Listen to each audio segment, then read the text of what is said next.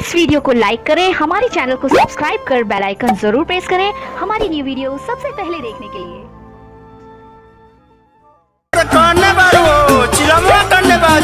Late होता है। ओहो गाड़िया छोड़बू का? अरे बात जी कहला इतना चिल्लात बानी, अपने नुक्ति के हेने होने रख देता नी। धरी है अपन चिल्ला आ सुनी हमारे को बात, भुलाए मत, ध्यान से ले आए। का बात बा, जल्दी जल्दी बोलो। हाँ तो सुन ले।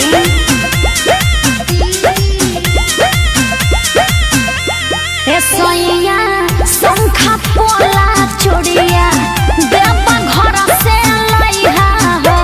ए राजा संखा पोला चोड़िया देवा घर से लइहा हो। देवा घर से लइहा हो। देवा घर से लइहा हो। कि तुम हसे कहली तो हर में हरिया बतिया जन तू भुलइहा हो। ए राजा संखा पोला चोड़िया देवा घर से लइहा हो। अरे 2 मिनट रुक जाई, बतिया तो सुन ले। दादा रे दादा, अब का बा? जो भी बा व्हाट्सएप पर लिख के भेजत रहिए, हम सब व्हाट्सएप पर देखत रहो। हाय देखो रोशन भैया के फोन आवता आ तू बारू के घर में अपन डिमांड के फेन मत भेले बारू। ओहो हर कब हर बारे में रही है।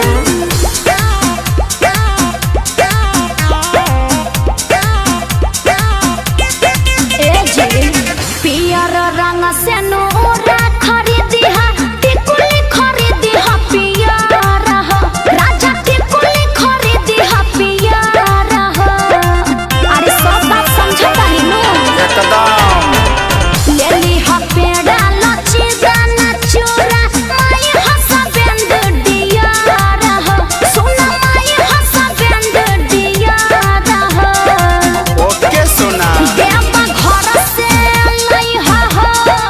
देवा घर से लइहा हो। तू लेकिन बाबा ऊपर जाके पहले जलवा चढ़ाइहा हो। ए सोइया संखा पोला चूड़िया देवा घर से लइहा हो। अच्छा ठीक बा, हम सब समझ गईनी, अब हमरा जाए दो। हाँ तो एगो और बात सुन ली, जाता नहीं तो तनी बढ़िया से जाए। देखते बानी कि दिन जमाना ठीक नहीं खे, तनी ध्यान से जाए, अपन ख्याल रखब आ जौन जौन कहनी है उ सब लेके आई।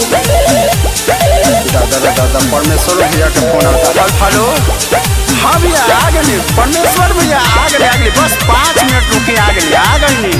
अरे बाप रे, एगो चीज तो भूलिए गए रे जी, सुनी ना। ओहो बबुनी लाफा